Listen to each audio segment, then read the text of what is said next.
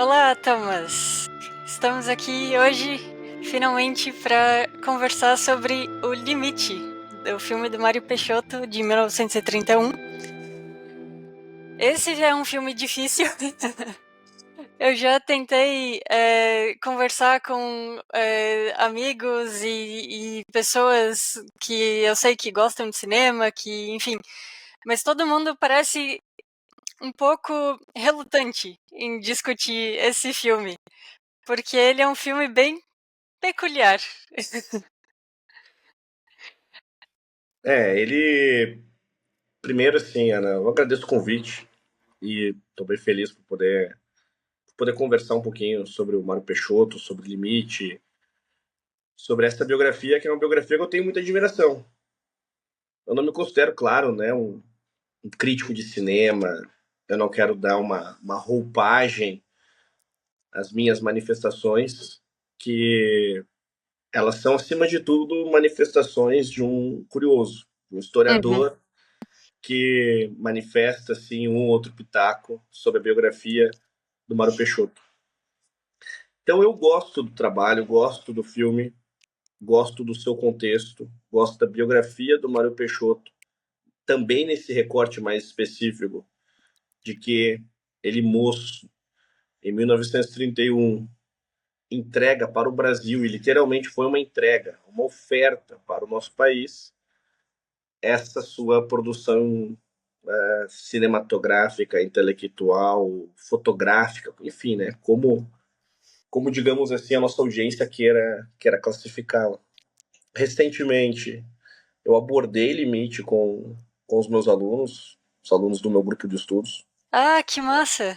e, e pude viver mais uma vez. Então, não foi o primeiro momento que eu trouxe Limite para que um grupo de alunos meus pudesse expressar um pouquinho enfim, o que a obra de fato disse.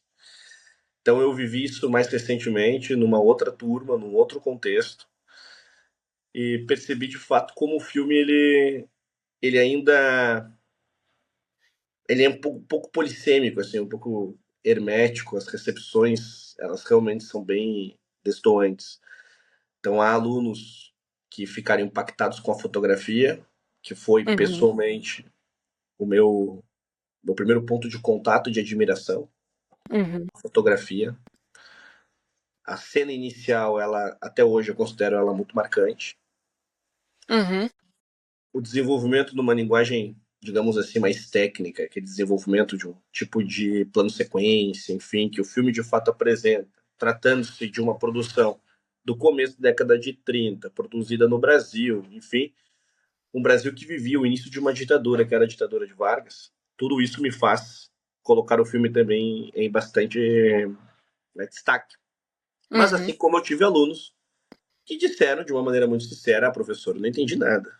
Então, eu gosto dessa abordagem sincera. Isso eu digo para eles, assim, eu digo, vocês não precisam fingir uma erudição. Eu quero, Uhum. justamente enquanto professor, que vocês deixem fora da nossa aula esses elementos pedantes, afetados. Eu quero que vocês digam o que vocês acharam. Então, as Sim. recepções, Ana, elas foram bem diferentes.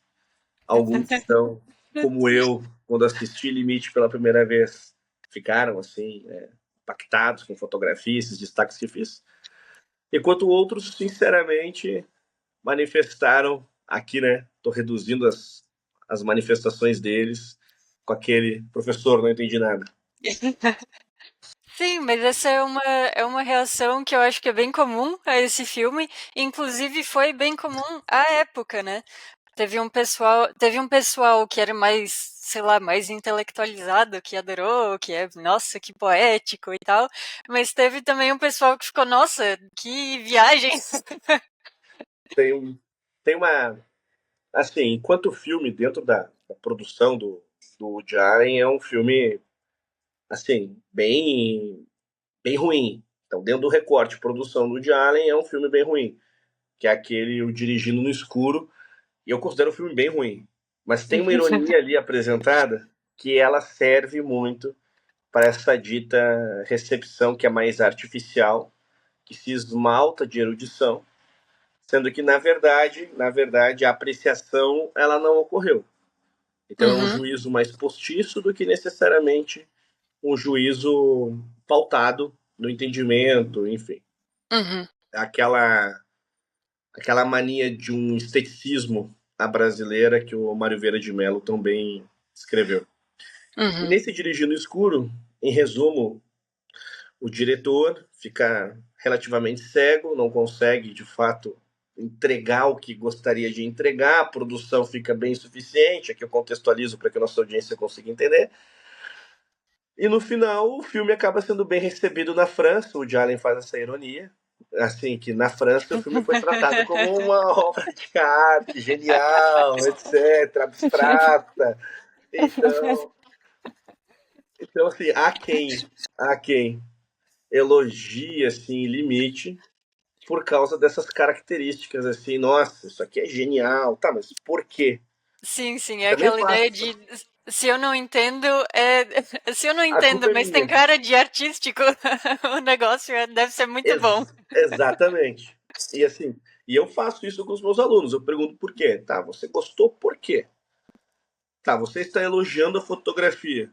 Aí eu pergunto assim, o que é uma fotografia? Ou seja, eu vou no cerne. O que é uma fotografia? Você está elogiando uma fotografia. O que é uma imagem? O que de fato aquilo disse a Uhum, você? Qual é o sentido daquela fotografia dentro desse universo, chamemos aqui de trama? Então, nesse aspecto, eu noto sim isso, desde o seu período de lançamento, como você mencionou, que Limite foi uma obra, às vezes, elogiada mais por uma afetação do que pelos seus próprios méritos. uhum. Como eu descobri Limite já um pouco vacinado, inclusive desses vícios, dessas ânsias de considerar de fato que o cinema, quanto mais abstrato, naturalmente, ele é melhor. Já vacinado disso, eu fui acompanhar então a produção do cinema nacional e me deparei com o Limite, já com, né, um espírito aberto, e Tu acabei gostando lembras, do. Lembro bem do contexto, tu porque eu lembras quando que foi mais ou menos sim, que tu viste o filme pela vi, primeira vez? lembro, porque primeiro que existia uma questão norteadora, que foi a seguinte, né? Com aquela frase pronta que muitos repetem, mas que de fato nem todos que repetem essa frase estabelecem uma investigação profunda. Eu também achava que no cinema nacional não existem pelo menos 10 bons filmes. Uhum, E eu mudei esse conceito. Eu mudei. Como eu estudo a história brasileira, a literatura brasileira, a minha matéria-prima, eu considerava bastante precário um juízo sem que eu tivesse, pelo menos, analisado uns 200 filmes nacionais. Então, em algum momento da minha vida, eu comecei a perceber que eu precisaria consumir o cinema nacional. uhum, Então, eu percebi que existia aquela dificuldade, usando aqui a definição do nosso autor, esse limite na minha interpretação. Aí, eu comecei em 2015 a frequentar grupos de estudos relativos ao cinema, ora o cinema soviético, ora um dito cinema europeu que sai um pouco do mainstream. uhum, Aí comecei a acompanhar com mais interesse esses autores assim profundamente conhecidos. Eu gosto de chamá-los de autores como um Fellini, um Bergman, enfim, eu comecei a ou revisitar uhum, diretores que eu já conhecia, ou então eu comecei a descobrir de fato um universo cinematográfico que eu desconhecia, como no uhum, caso do cinema soviético. Nisso eu comecei a perceber que aquele meu sentimento ele estava mais reforçado porque eu estava então estudando até o cinema iraniano e eu não havia iniciado um estudo profundo em cinema nacional. Ou seja, eu estava ficando cada vez mais hermético, cada vez mais distanciado daquilo que deveria ser minha matéria-prima. Nisso, então, eu decidi que eu assistiria inicialmente todos os filmes do Nelson Pereira dos Santos. Eu disse, então vou colocar isso como um propósito. E busquei pesquisas, os melhores filmes nacionais. Nisso, Limite aparece. É quase que comum que Limite apareça. Só que, como um brasileiro McDonaldizado, quase todos são, quando eu descobri que o Martin Scorsese literalmente estabelece uma relação muito respeitosa com o Limite, ajudou, inclusive, que essa obra fosse preservada. Quando eu Fazer a conheci essa restauração. informação, exato, quando eu conheci essa informação, aí Limite entrou na ficha 1 e eu fui acompanhar. E aí eu ficava me perguntando se eu estava gostando mais do filme a partir das informações que eu descobrira, ou se eu estava gostando do filme como ele é. Do filme em si. Então eu precisei revisitá-lo. E nisso eu segui frequentando esses grupos, estabelecendo algumas amizades dentro desse espaço e discutia com essas pessoas sobre Limite, sobre o próprio Nelson Pereira dos Santos e outros nomes que apareciam. Então foi um contexto por volta aí de 2015, 16, 17, que eu intensifiquei minha relação com o cinema nacional. E descobri, de fato, um conjunto de obras que me faz não necessariamente colocar o cinema nacional como o melhor cinema do mundo, ou algo nesse sentido, ufanista, nada fora de lugar. Mas organizando as melancias na carroça, eu percebi que sim, temos bons filmes, e dentro desses bons filmes, enquanto professor de história do Brasil, eu poderia, inclusive, em vários momentos, utilizá-los. Tanto que Limite, eu passei a utilizá-lo como uma ferramenta pedagógica em 2018, 2020, agora que eu fiz referência, né, no meu grupo de estudos em 2023. Então, esse é o contexto assim da minha relação mais próxima com o cinema nacional e, por consequência, com o Limite.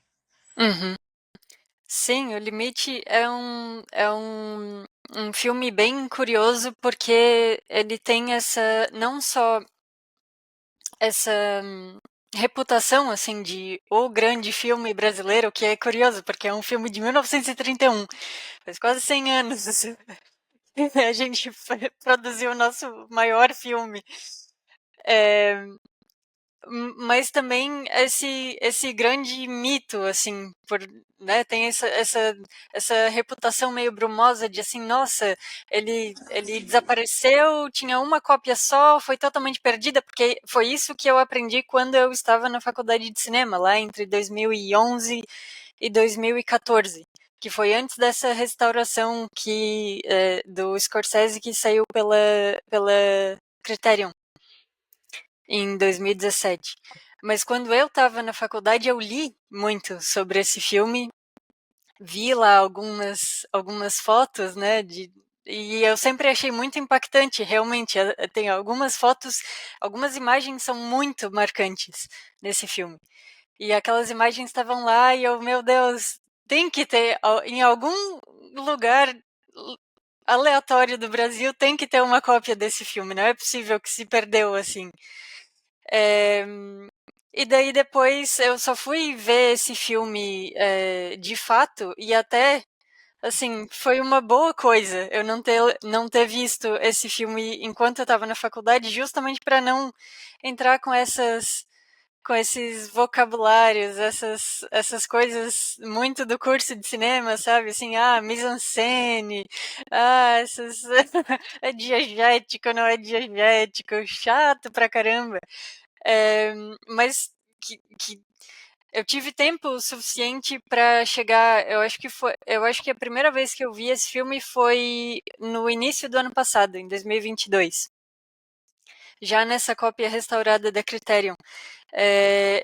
E foi tão bom eu ter esse distanciamento dos meus estudos de cinema acadêmicos para chegar ali e ver o filme, porque eu acho que eu consegui me despir daquele excesso de categorizações e coisas assim, e simplesmente mergulhar na obra. Porque eu acho que esse filme ele divide tanto as opiniões porque ele é um filme para sentir. O que é curioso, porque hoje a gente fala bastante da coisa de esse filme é uma experiência cinematográfica. E eu acho que isso se aplica muito, muito bem no caso do Limite. É realmente um filme que não é, apesar de se valer de algumas coisas discursivas, ele não é um filme discursivo. Ele é um filme que trata de um problema que, apesar do nome Limite, que assim, sugere uma coisa encarcerada, uma coisa delimitada, é um problema que ele não delimita.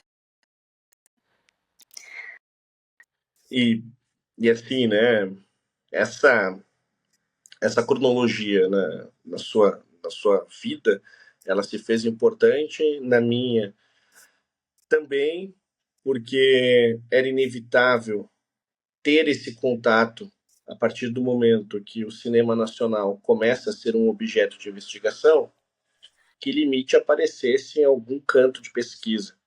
Como eu já gostava muito da Lígia Fagundes Telles, do Paulo Emílio, a Lígia tem um conto maravilhoso que se passa na rua Sabará, onde os dois moraram, os dois foram casados. Paulo Emílio é, assim, o principal nome na organização da nossa Cinemateca. Então, Uhum. como eu tinha uma relação de apreço pelos agentes da cultura no Brasil, tratando-se assim, ou da literatura ou do cinema, ou quando essas duas coisas se vinculavam, eu me sentia mais constrangido ainda por deixar o cinema nacional tão em segundo plano. Uhum. E a minha reaproximação com o cinema nacional, ela é muito convergente com esse tempo que o próprio Limite foi assim restaurado. Então, eu costumava assim, já disse isso para alguns alunos, que eu costumava me sentir vinculado com essa tentativa de restauração, como se eu também estivesse me sentindo assim restaurado na relação com o cinema nacional, tal como o nosso filme de fato acabou sendo nos Uhum. fragmentos que se faziam assim até então.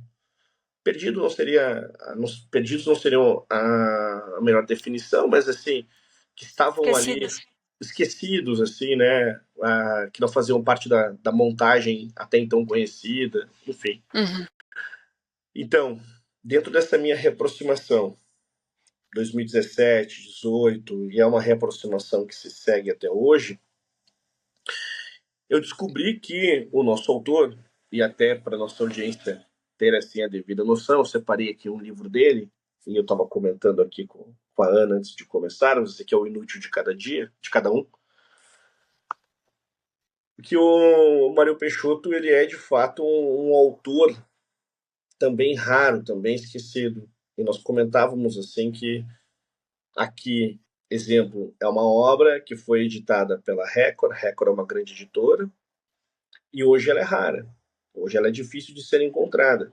Assim como é difícil encontrar um leitor de Mário Peixoto ou materiais disponíveis sobre ele, exemplo, no YouTube.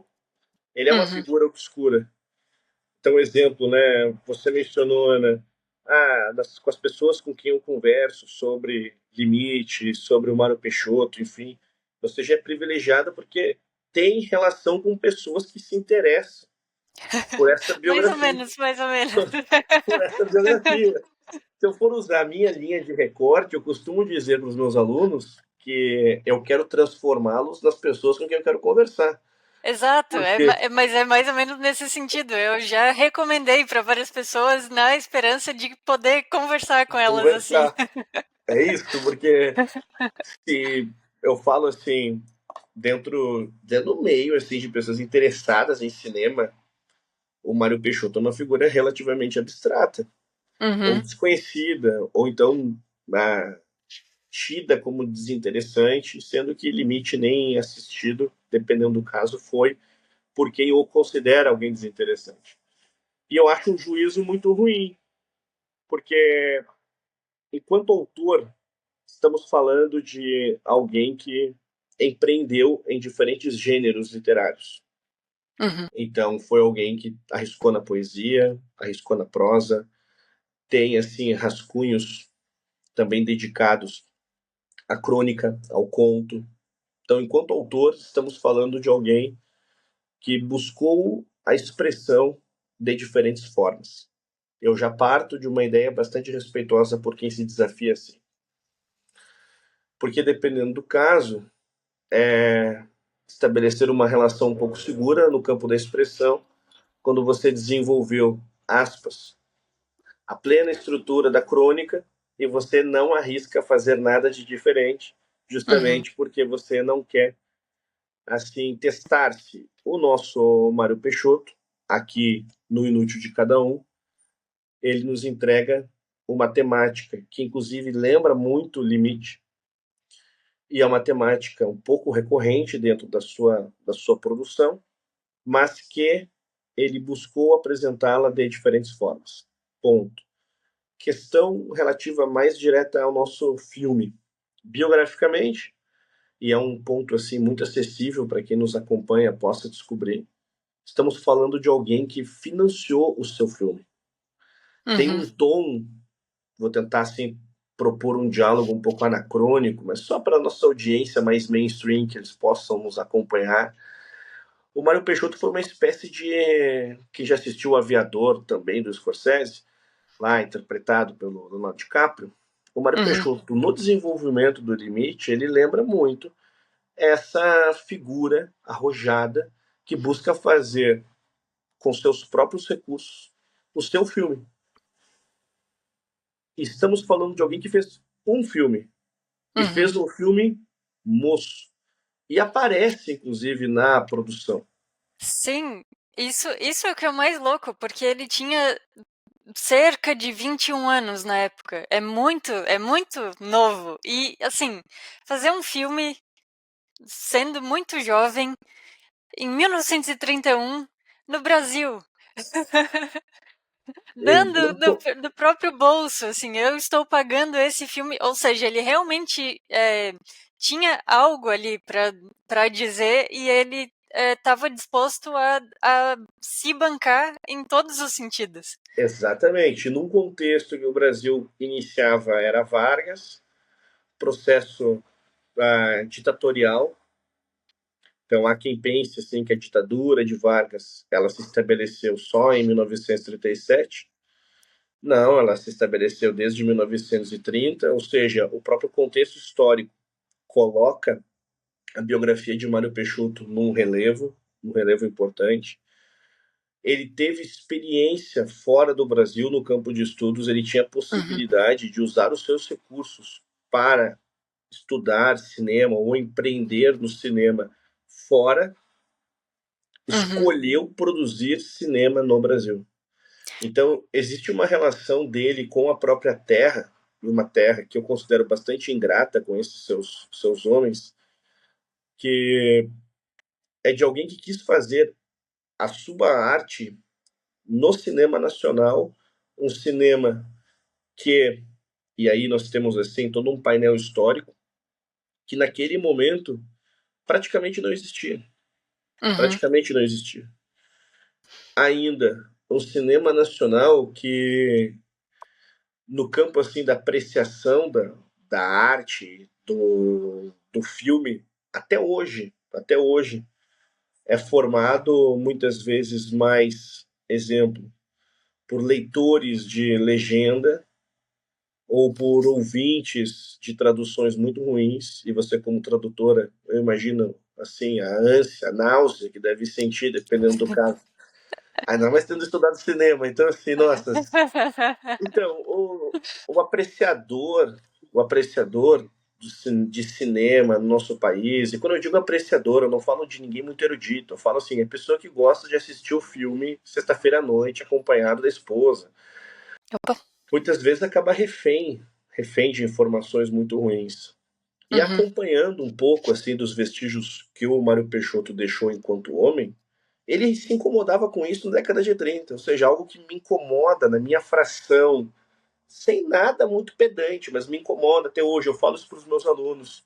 Tentem assistir um filme sendo menos leitores de legenda. Se vocês estão, entra filme e sai filme, percebendo que o inglês está fazendo falta, estudem, Uhum, estudem. Nem que seja para assistir um filme melhor. Então, nesse sentido, o Mário Peixoto já sentia essa falta. uhum. Ainda, o cinema que historicamente, isso é muito vinculado, por exemplo, na década de 30, que historicamente se fez muito estatal, nós estamos falando de alguém que financiou o próprio trabalho. Nossa, sim, é verdade, eu não tinha me tocado disso. É E verdade. cronologicamente, e aqui eu separei, inclusive, mais um trabalho que depois eu quero poder mostrar. Depois não, né? Já mostro agora, já que eu estou me mexendo.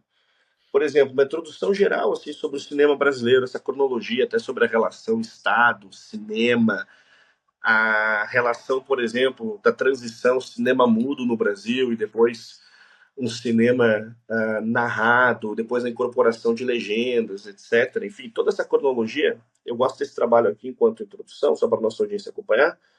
Uhum, Cinema brasileiro, isso aqui é um conhecidíssimo, né? Propostas para uma história. Acaba sendo conhecido dentro de um meio que pesquisa um pouco mais o cinema, mas que a nossa audiência pode consumir esse tipo de linha histórica, já que talvez se interesse por essa biografia de alguém que empreendeu, fez o seu filme, não fez o filme buscando, porque naquele momento isso era ainda mais inviável, dinheiro de bilheteria, alguma arrecadação via Lei Rouanet, alguma arrecadação via sim. impostos. O Mário Peixoto não fez o filme tentando sensibilizar o Getúlio Vargas, vá que o Getúlio me deu uma bolsa aqui, um financiamento.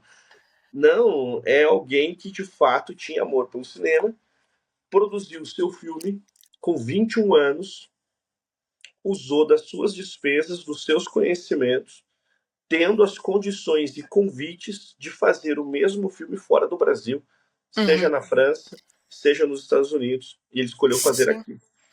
Sim, E ele um pouco antes de fazer o filme, na verdade, pelo pouco que eu sei da biografia dele, ele estudava na Inglaterra e estava passando o período ali do verão com o pai dele em Paris. E daí a ideia pro filme, assim, veio como um relâmpago quando ele viu uma imagem de um fotógrafo. Agora eu não vou lembrar de onde que era o fotógrafo, mas era um fotógrafo europeu de algum dos países do leste europeu, se eu não me engano. André alguma coisa.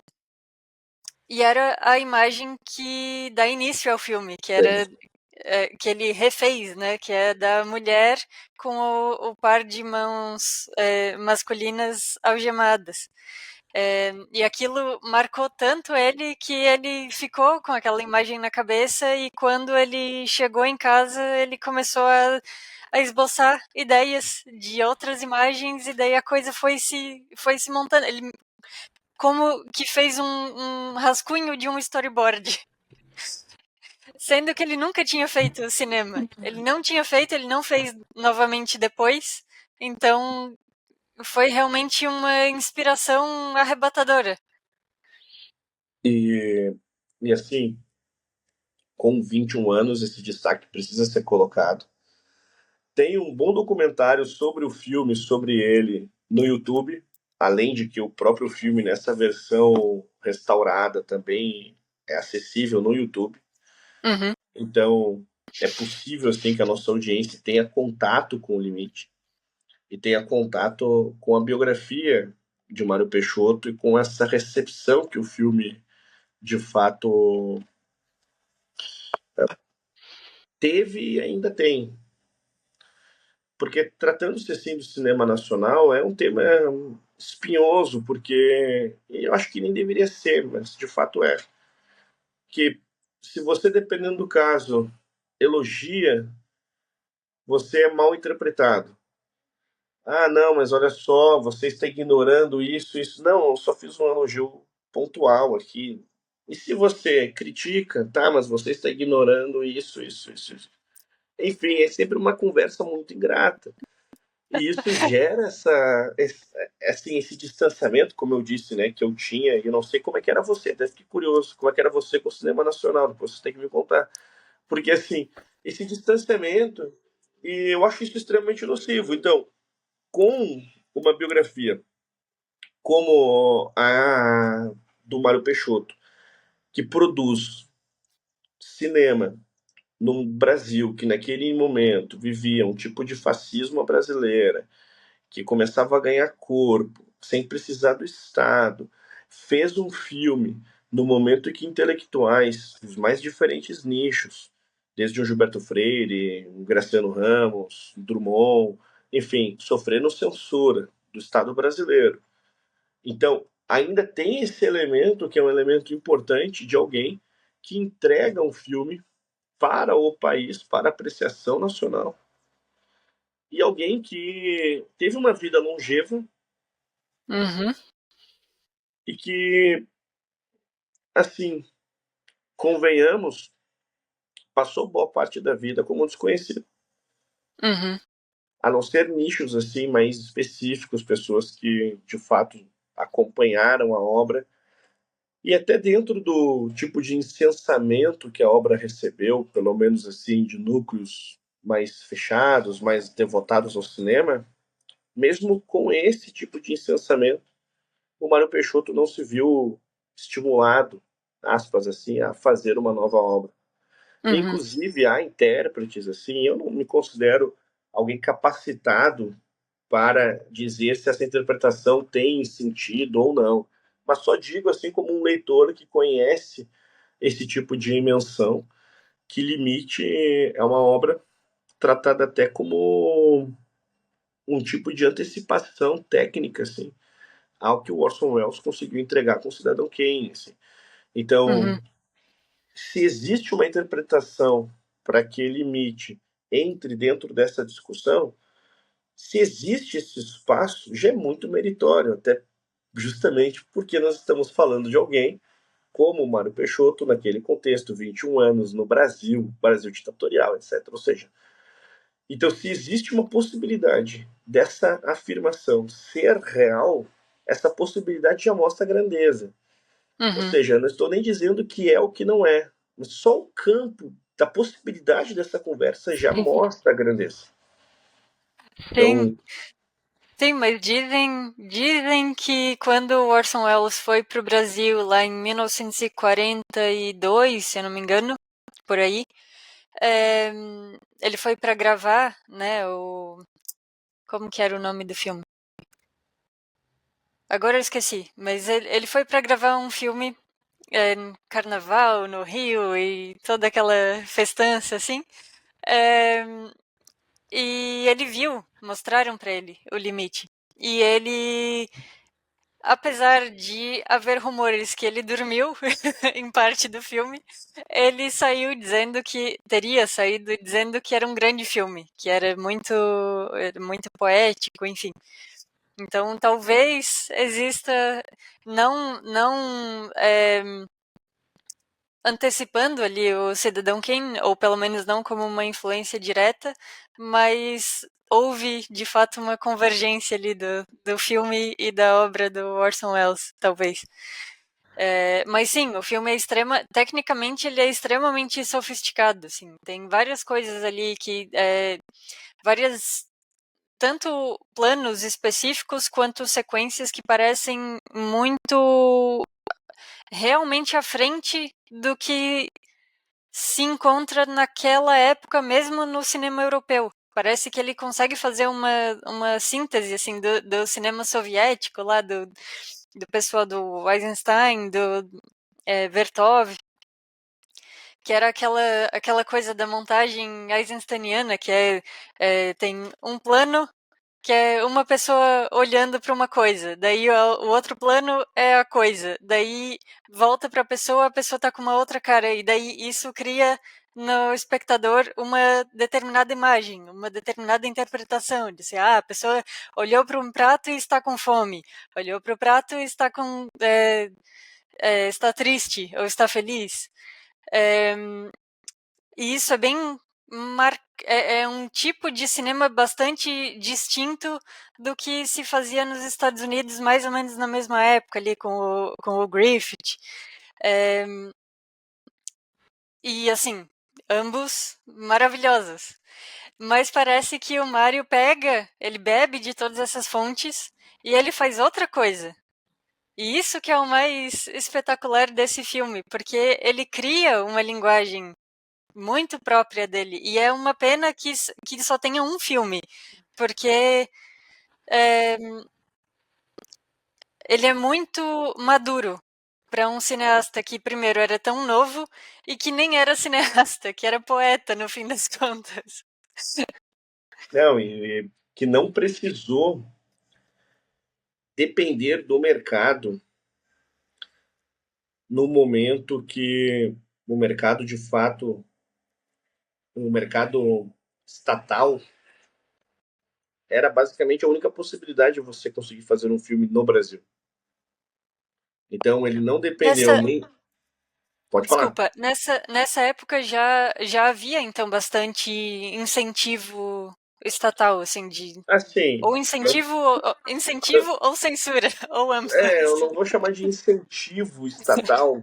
Eu vou dizer o seguinte: existia uma possibilidade maior via Estado de você conseguir fazer o seu filme ou a sua Uhum, peça, desde que, claro, o seu filme, a sua peça estivessem em pleno diálogo com o que o Estado gostaria que fosse comunicado. uhum. Então, quando se pensa em Era Vargas, nós estamos falando da pior ditadura da história nacional. Então, eu costumo brincar que o Costa e Silva, o Médici, são crianças de colo, por exemplo, perto do Getúlio Vargas. Então, nesse sentido, quando nós estamos falando de alguém que não dependeu nem do mercado externo, e menos ainda de uma possibilidade de mercado via Estado, e fez o seu filme durante um governo que se notabilizaria, exemplo, até por censurar o Charles Chaplin, isso é muito grande, porque o Getúlio, de fato, censurou até o Charles Chaplin. Isso nem O que sempre é era. inacreditável. Então, isso quando o nosso Mário Peixoto ele é contextualizado, Ana, nesse Brasil, ele ganha um relevo maior.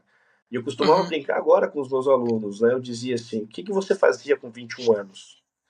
O que, que você pensava com 21 anos? Você já fazia um filme? Você já era capaz de organizar o quê? Dependendo do caso, nem vinheta de canal de YouTube. Então, assim, então nós estamos falando de alguém sem as devidas condições tecnológicas, inclusive para poder inserir efeitos de sons, de imagens, enfim, um trabalho de fato muito corajoso. E ainda, Uhum. nesse documentário que eu fiz referência, ali os relatos de como ele, com 21 anos, administrou o elenco, a equipe de produção, o que Sim, também, o que também deixa a obra maior, porque nós estamos falando de alguém com 21 anos contratando pessoas, organizando aquele espaço, aquela gestão que de fato é muito difícil, é muito difícil. eu E ele sei. estava ali organizando isso, que numa área, digamos assim, ó, difícil, não, o filme não se passa no centro urbano, Uhum. então isso fica ainda mais difícil. O ambiente assim na utilização, por exemplo, das passagens em água, as passagens, por exemplo, dentro de barco, os semblantes, enfim, como tudo isso foi captado naquele cenário, naquela ambiência e administrando aquelas pessoas, isso Sim, deixa ainda maior o trabalho, né? sim, e é impressionante. Eu vi esse filme acho que umas 3 vezes até agora. Eu pretendo ver mais vezes, porque toda vez parece que tem algo novo, assim. É, mas é impressionante para mim o quanto são sutis as atuações. E todas aquelas pessoas, incluindo o próprio Mario, eles eram amigos dele. Eram pessoas que não eram atores. profissionais. Eram pessoas que simplesmente apareceram para dar um apoio ao projeto do amigo. E numa época em que não era comum as pessoas serem filmadas assim, como hoje. As pessoas hoje já meio que sabem como, assim, tem uma câmera, eu vou me portar de uma determinada forma e tal. E às vezes isso até atrapalha, para falar a verdade, porque a gente quer essa espontaneidade da pessoa, quer que ela faça os seus trejeitos, quer que ela fale do jeito que ela fala. E às vezes isso não acontece justamente por essa consciência aguda de já ter se visto em imagens em movimento e coisa assim. E essa, Isso esse, é realmente fascinante, assim, a habilidade, ele parece demonstrar um domínio muito grande da arte do cinema, o que provavelmente só deixa transparecer que ele via muitos filmes, ele era muito erudito nesse sentido. e esse cálculo, né? Você mencionou acerca do efeito já. A pessoa já sabe que será filmada, dependendo do caso, para os nossos dias, já sabe que aquela filmagem poderá alcançar um número X de pessoas já de imediato. E ali nós estamos falando de algo que esse cálculo, ele basicamente não existia. Exato. Porque o acesso ao filme, ele não poderia ser feito sequer assim em um número considerável de domicílios. Então, nós estamos falando de um país que, exemplo, a TV não era um bem de consumo de primeira ordem, Não, era não, um peraí. artigo. Deixa eu fazer um parênteses. Uma coisa que eu notei agora, nessa última vez que eu vi, eu revi o filme ontem pra estar com ele bem fresco na mente. É, não é nem TV, a gente não chega nem nesse nível assim de desenvolvimento tecnológico para aquela época. É assim, no filme não tem um carro, não aparece um carro. É a década de 30, certo? Mas não aparece um carro. Quando a gente vê filmes, mesmo da mesma década ou dos anos 20, lá dos Estados Unidos, tem carro para tudo que é lado. Em qualquer lugar. Mesmo filmes que são mais. Que se passam em lugares mais campestres e coisas assim, tem carro, tem aquele senso de industrialização. Esse filme tem um senso de que não existe nada, não existe um movimento, não tem uma influência do mundo externo. É só Uhum. aquela imensidão do cenário e é aquelas pessoas que nem são identificadas pairando ali, meio perdidas na vida, sem saber o que que elas vão, para que elas estão ali, qual que é o sentido daquilo tudo e, enfim. Né? E bem isso, Ana, porque em década de 30, TV não era um artigo assim de primeira ordem. Inclusive, se fôssemos colocar assim a história da TV no Brasil, exemplo, só para o nosso público entender, vamos ter em 1970 a primeira transmissão em cores. Então, a TV em si, como nós a conhecemos, inclusive com o surgimento de uma Rede Globo, a mudança e depois o processo de falência de uma TV Tupi, todo o império do Chateaubriand, tudo isso é relativamente recente. Então nós Uhum, estamos falando assim de um processo histórico que tem assim, arredondando numa conta de padaria, 50 anos. uhum, Então, de 1970 agora 2023, 53 anos, no meio desse contexto, a história da TV no Brasil é que bem ou mal se desenvolveu. Tanto que de 1930, também numa conta assim grosseira, até 1945, 1950, o principal meio de comunicação com o povo se estabelecia no rádio. uhum, Então, ainda era um Brasil de radionovela, ainda era um Brasil pouco visual, e o uhum, sujeito escolhe fazer cinema, escolhe fazer uma obra visual, ele acaba merecendo o título de alguém de vanguarda dentro dessa nossa cronologia. Porque ele sim. estava realmente não pensando no efeito imediato, porque esse efeito imediato nem poderia ser obtido. Então, ele de fato quis fazer cinema já tendo um olhar, uma admiração, um amor pelo cinema, já enxergando de fato o cinema, a televisão, já como, talvez assim, né, sem muita, muita adjetivação, mas já como suas musas, como algo assim que ele já tinha uma futura contemplação, enfim, talvez assim num projeto a longo prazo, talvez já querendo de fato ambicionar, olha, eu quero trazer aqui uma obra quase como um número um do nosso filme, até no sentido, na nossa história cinematográfica, até no sentido cronológico. Enfim, tem uma série de especulações, e como ele falou muito pouco, então tem muita especulação sobre ele, né? E menos, assim, certezas.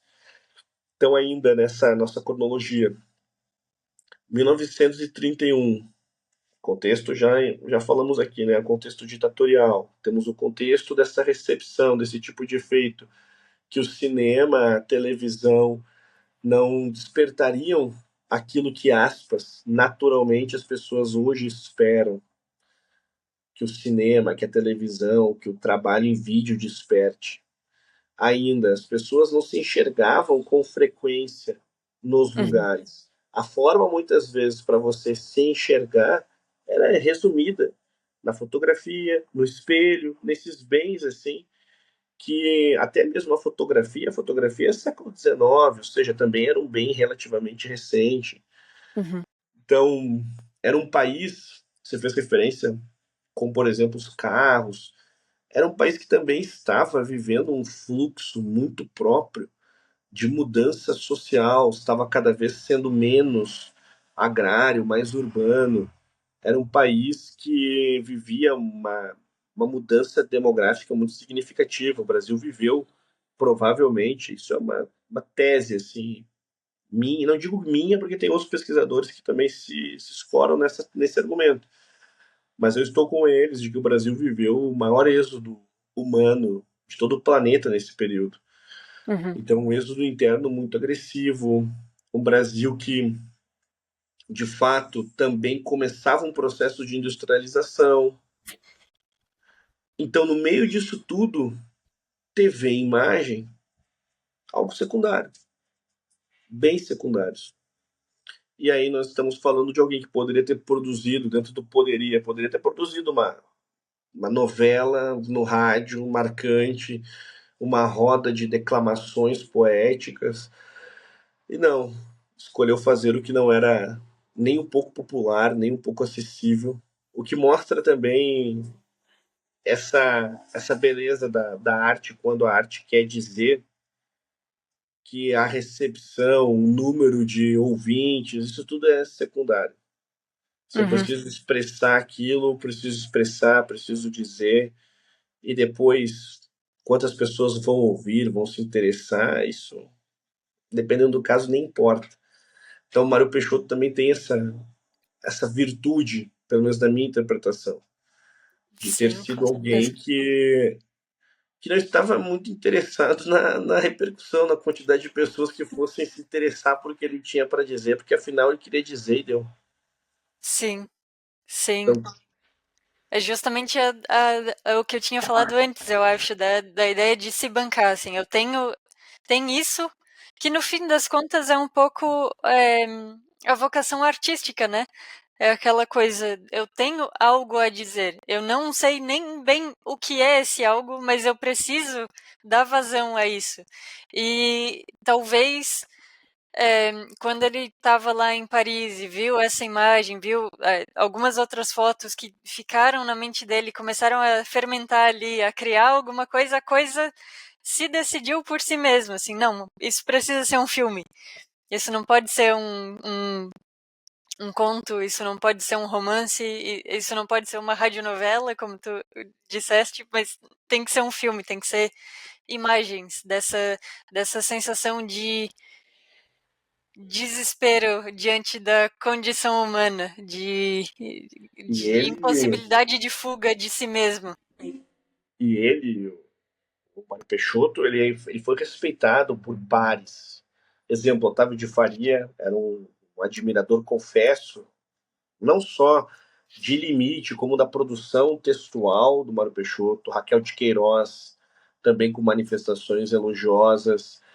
O Lúcio Cardoso também manifestava admiração com relação aos trabalhos de Mário Peixoto, ou seja, nessa soma, nós já estamos falando de 3 intelectuais de primeira ordem que produziram literatura, traduziram, que no caso ainda do Lúcio Cardoso, que depois vai se dedicar à pintura, então ainda tem um elemento visual, biográfico importante, que aí fica difícil até de mensurar o quanto que talvez assim a obra do Mário Peixoto tenha o ajudado, claro, né, Uhum. somada a outras obras, inclusive quando se fala, até esqueci de ter mencionado, dessa aspas, né, relação Orson Welles Mário Peixoto, fecha aspas, Otávio de Faria foi um que fez essa referência,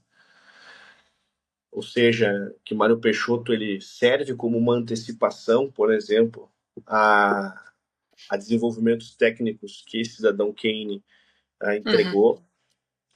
O Orson Welles, na sua relação com o Brasil, ter visitado o Brasil representou sim um impacto e foi de fato um barulho cultural. Há quem diga, inclusive, que ele atirou um piano lá do Copacabana Palace e que ele Tem muitas ferveu. histórias.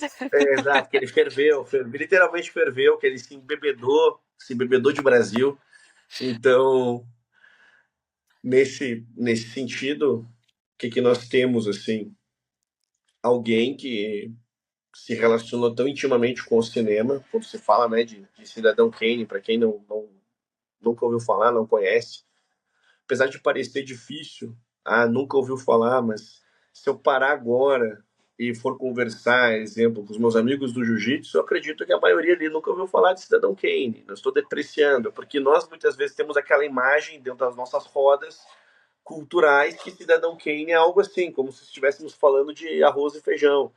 E não é bem assim. Quando nós saímos da Não. nossa bolha, sabemos que não é assim.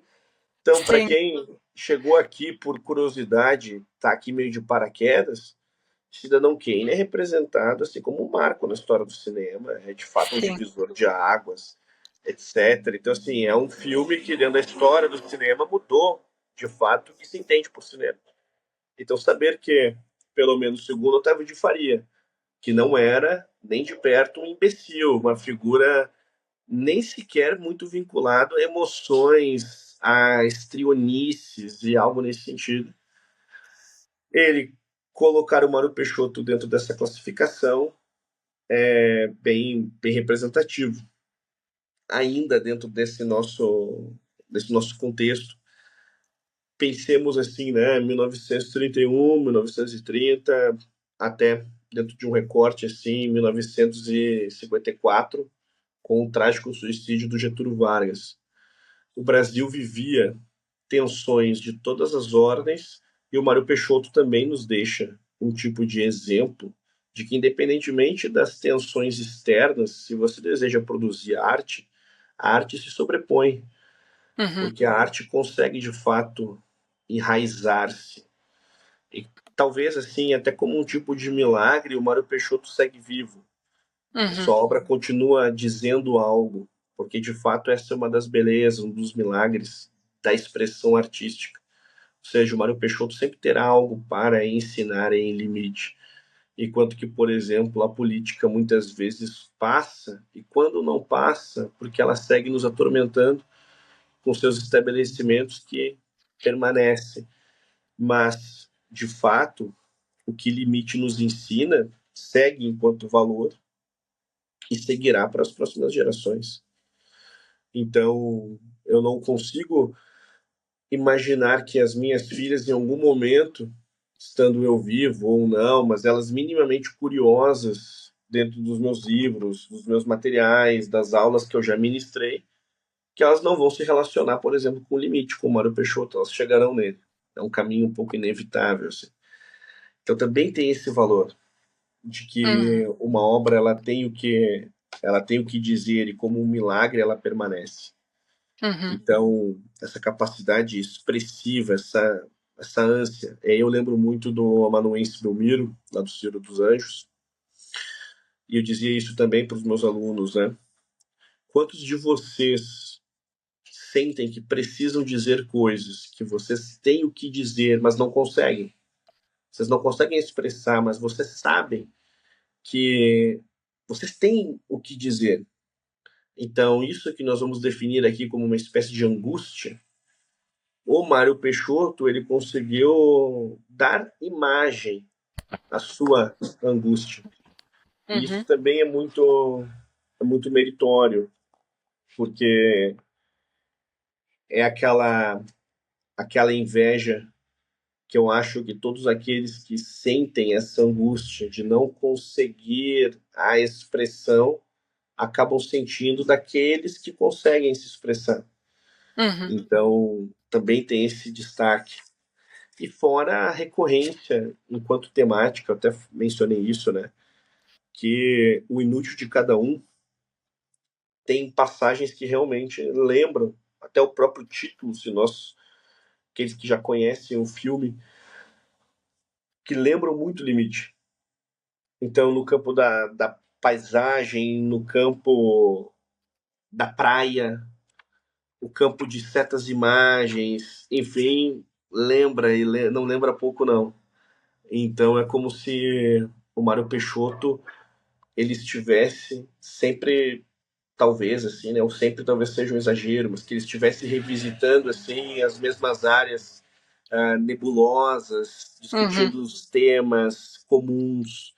Nós Sim. encontramos também aqui nessa edição trechos íntimos do próprio Mário Peixoto, tem seus diários, tem manifestações nesse sentido, o que possibilita alguma, pelo menos assim, alguma revelação dessa figura nebulosa, né?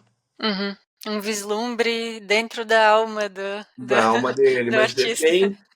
bem nebuloso, assim. Porque Sim. aqui, por exemplo, não é sequer assim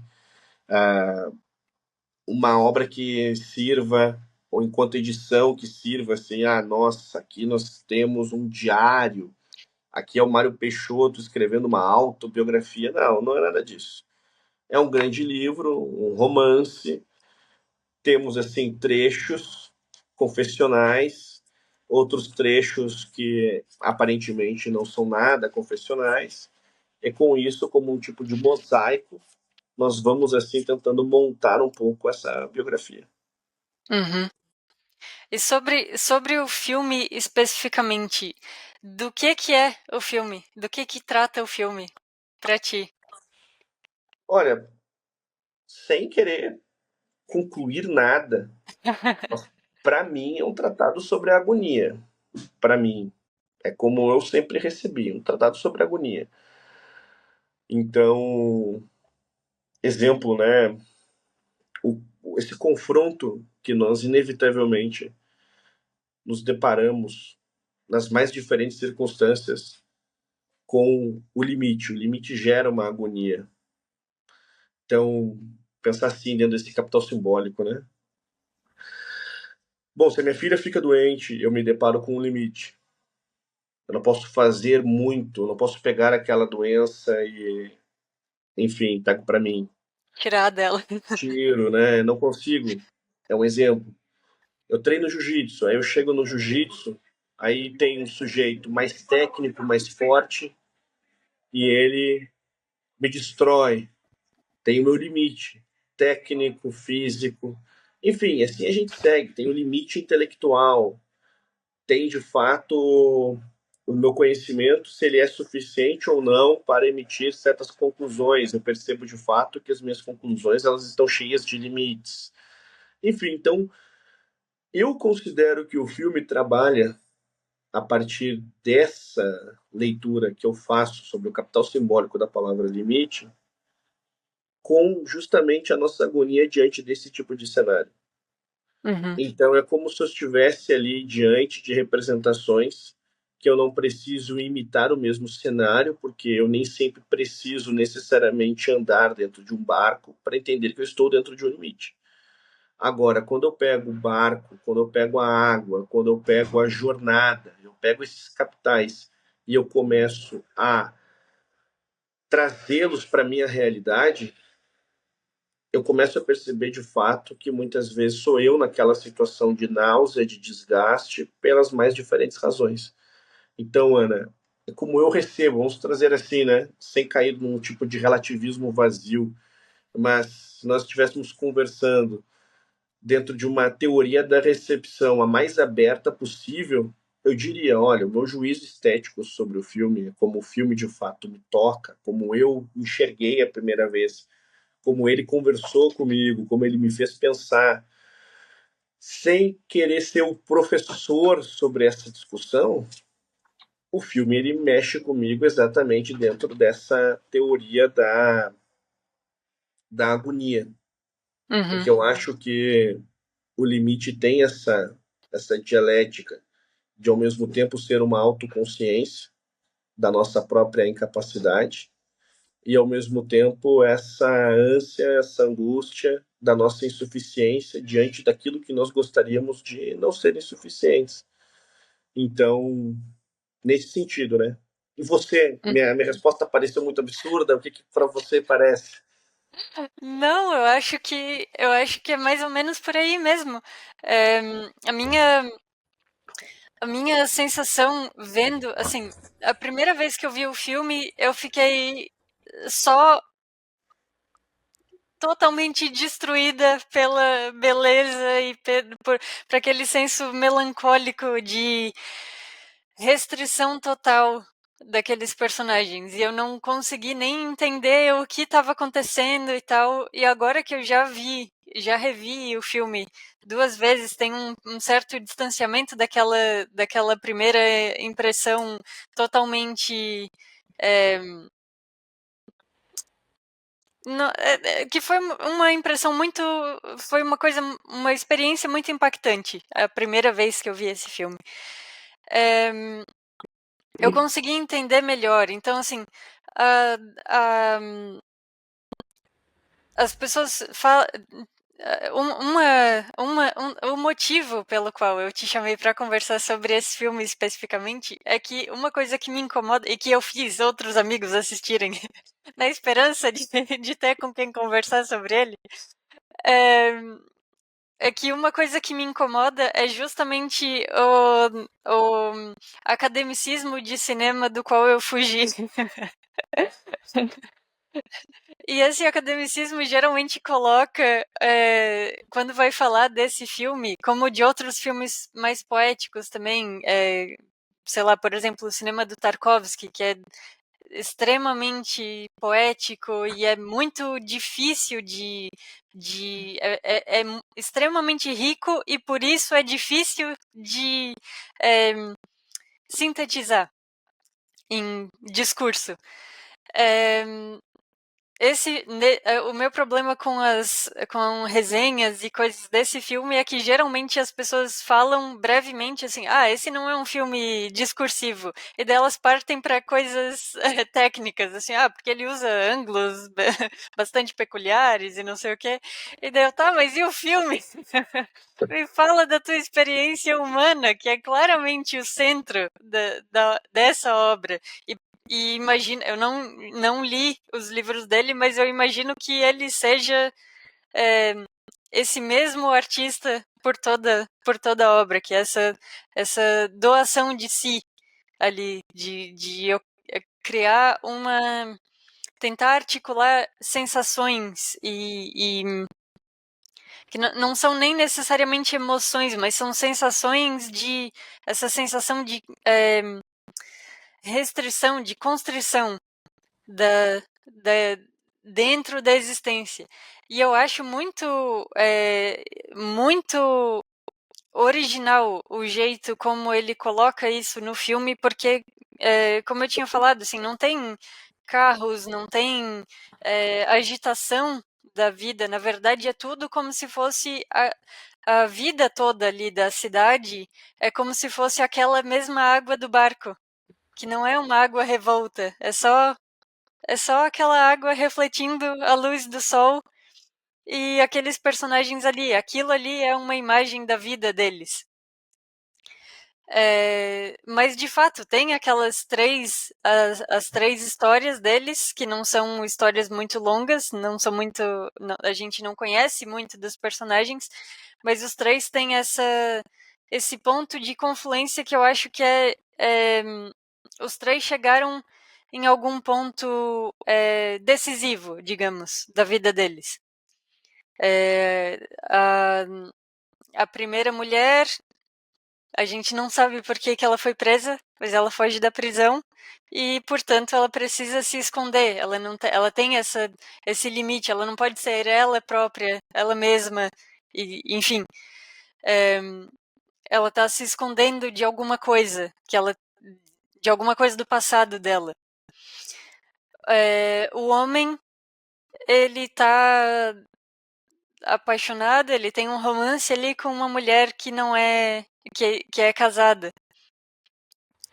E a outra mulher, ela abandonou o marido que toca lá no. Inclusive, ele faz uma homenagem ao cineclube que eles tinham no Rio de Janeiro, né? O Cine Chaplin. Colocando um trecho do filme do Charlie Chaplin em que o Charlie Chaplin sai da prisão, tenta fugir da prisão, o que é bem. Até nisso ele é bastante sofisticado e bastante moderno, assim. Mas eu acho que é justamente isso, assim, a imagem tão impactante dos três personagens naquele barco no meio do nada, com um remo só, ou seja, eles não têm como sair dali, eles vão ficar girando em círculos, eles não têm provisões, eles estão completamente à deriva e em farrapos, assim. Eles próprios são farrapos humanos. E eu acho que aquela imagem é uma alegoria para uma. Não é uma situação real, é uma alegoria para uma situação existencial, assim, de. É, não importa o que eu faça, qual caminho eu tome, não importa o quanto eu ande, existe sempre esse senso de que a realidade, o entorno vai te constranger até que até que se chegue ao limite derradeiro que é o fim da vida e que é uma coisa meio a experiência humana. Então, pouco importa quais são os nomes desses personagens. A gente não tem nomes deles. A gente não sabe nada da biografia deles. Mas eu acho que é esse senso de desespero diante da pequenez e da ineficiência da ação humana no mundo. E eu acho que foi por isso que foi extremamente impactante quando eu vi da primeira vez. Eu saí chorando, assim. Meu Deus, isso é muito bonito, mas é de uma melancolia desgraçada, assim. Eu não consigo lidar com esse filme. Você mencionou o Cineclube e também o espaço assim que na biografia do Mário Peixoto é bem importante, bem importante. Então a relação dele com essa cena cultural que começa a pavimentar o cinema nacional, a apreciação do cinema internacional dentro do território brasileiro, enfim, também é um dado importante. Essa tentativa de colocar uma intertextualidade dentro dessa trama, Uhum, essa, essa forma de também biografar-se dentro do trabalho, isso também é muito original. Isso é muito original. O que, dependendo do caso, né, sempre gera aquela, aquele tipo de interesse em boa parte assim dos leitores, enfim. Ah, isso aqui é o autor falando dele ou é só uma descrição? Isso aqui é o diretor colocando um pouco de si ou é só uma apresentação externa que compõe de fato a cena? Então, o Mário Peixoto ele também se biografa em determinados trechos. Ele está uhum, presente dentro da produção e não só emprestando seu rosto ou alguma, digamos assim, digital biográfica. Ele está ali, está uhum, ali. Então o filme também tem essa marca de uma assinatura biográfica, o que também é relevante. E eu recebo bem dentro desse sentimento, esse sentimento da agonia, porque o filme, de fato, ele trabalha, inclusive, com esses capitais como prisão, como esse amor que não pode ser plenamente vivido. Enfim, Uhum. essas discussões que o filme também apresenta, eu consigo ramificá-las para outras circunstâncias da vida, onde a prisão não precisa ser vista só como uma cela. A prisão, muitas vezes, ela é vista dentro da nossa circunstância, com alguma impossibilidade, com alguma situação que, de fato, estamos ali, Uhum. né, aprisionados. Então, Uhum. Até esse dentro da gente mesmo. dentro dos nossos sentimentos, as nossas impossibilidades, dependendo do caso, assim, os lutos que choramos, as dores, as derrotas que ainda carregamos dentro, assim, do nosso, atormentando o nosso sono, a nossa consciência, dependendo do mal que praticamos, a culpa. Então, tudo isso é, em alguma medida, né, um aprisionamento.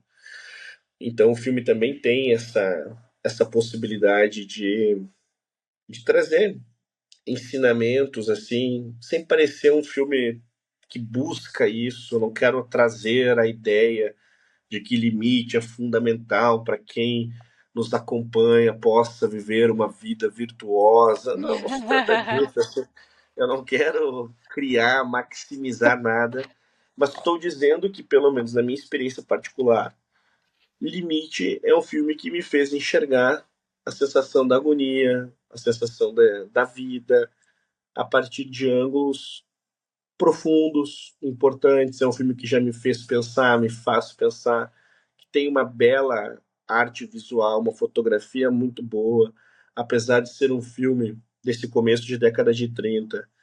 A forma como a utilização de luz, o tipo de enquadramento possível de cor que o filme consegue entregar, tudo isso é muito meritório. Então, tecnicamente, o filme também é muito bom e é um dos exemplos para mostrar que o cinema nacional tem assim mais que esses, como eu questionei, né, 10 filmes. Não, o cinema nacional tem seus mais que 10 filmes e o limite tá na lista. Uhum. Sim, e é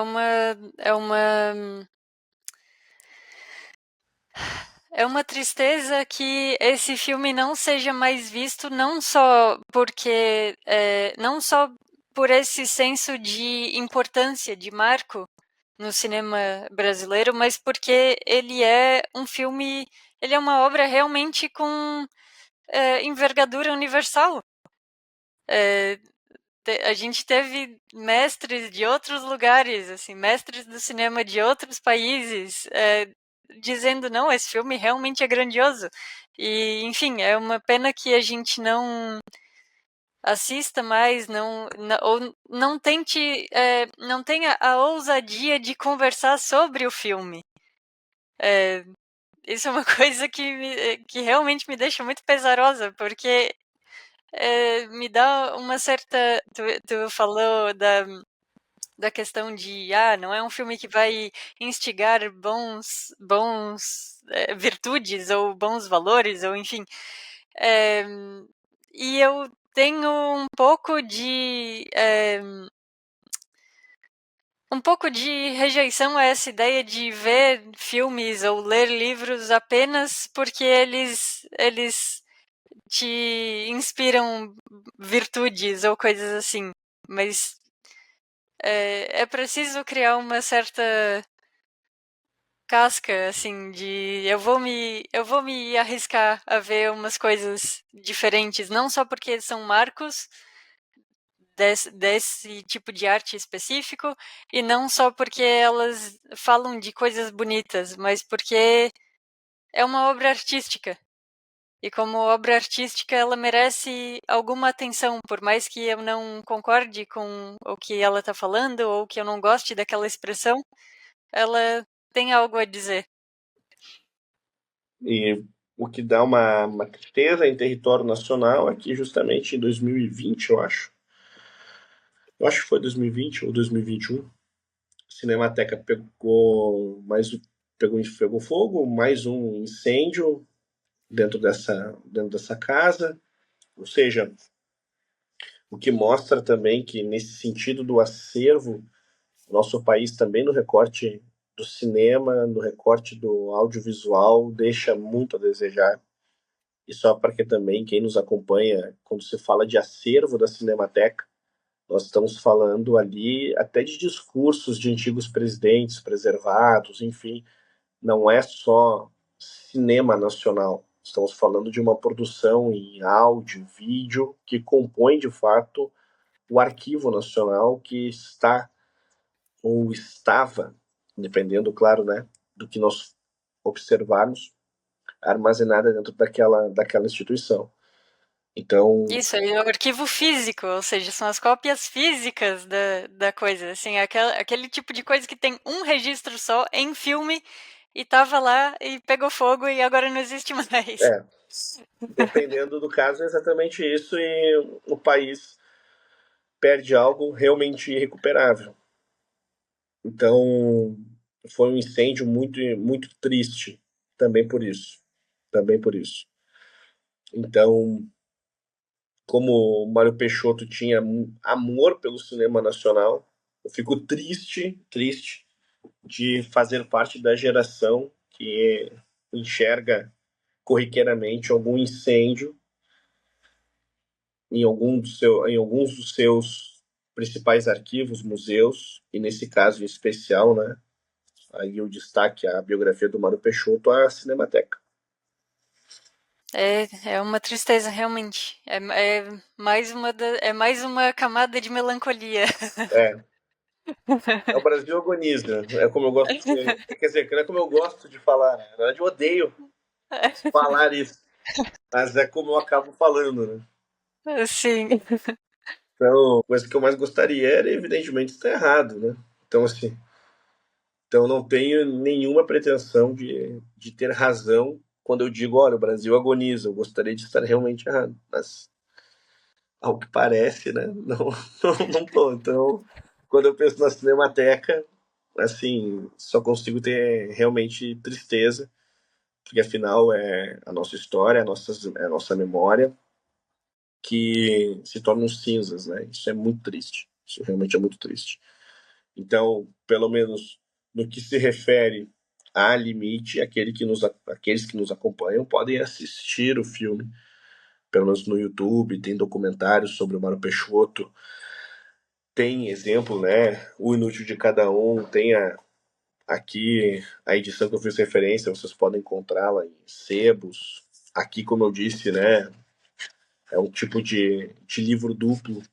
Então, temos desde romance até trecho de diário, enfim, uma obra nesse sentido, e não só aqui, mas em outros trabalhos que vocês vão encontrar assim um pouco desse trabalho multifacetado, assim, desse autor que foi dentro do campo da expressão alguém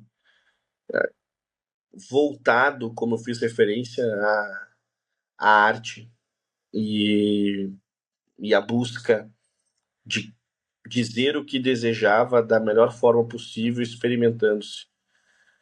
Então, também tenho muito respeito por quem se atreve, e eu fiz referência a isso, a se experimentar. Então, gosto. Então, também por isso eu já iria gostar do Mário Peixoto. Mas ele ainda fez um bom filme, etc. Então, gostar dele fica ainda mais fácil. Sim. Então, acho que é isso. Acho que fechou. Temos uma boa conversa. Tens mais alguma coisa para dizer sobre o filme? Sobre qualquer Olha, coisa, na verdade. assim, eu, pelo menos assim, o que eu separei, assim, você fez referência, né, a que muitas vezes é um pouco enfadonho dentro do campo do cinema, essas conversas que talvez repitam no fundo, os mesmos argumentos, o mesmo tipo de chavão.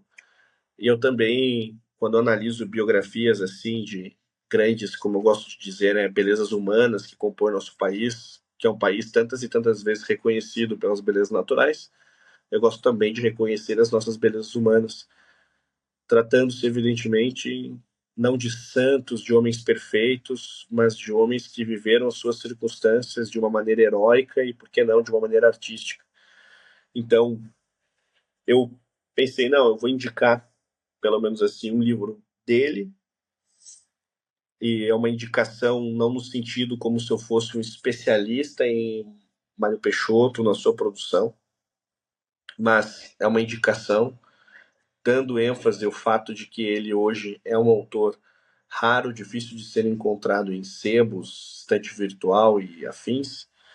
Se você se interessa, pessoal, dou destaque aqui ao cinema brasileiro Proposta para uma História. Eu já mencionei ele aqui em aula, mas eu vim também com a pretensão de indicar livros para que a nossa audiência possa também enxergar um pouquinho o contexto desse filme. No Uhum. YouTube, reforço a indicação, assistam um documentário, é fácil de ser encontrado, Mário Peixoto, documentário, vocês vão encontrar. Esse é Onde a Terra Acaba? Isso.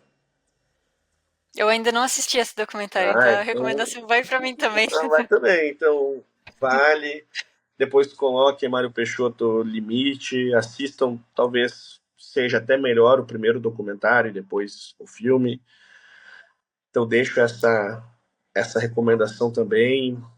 A contextualização dentro assim da TV, do audiovisual no Brasil, é uma contextualização histórica importante, e o Brasil é, em alguns recortes, um país muito novo nesse tipo de sentido.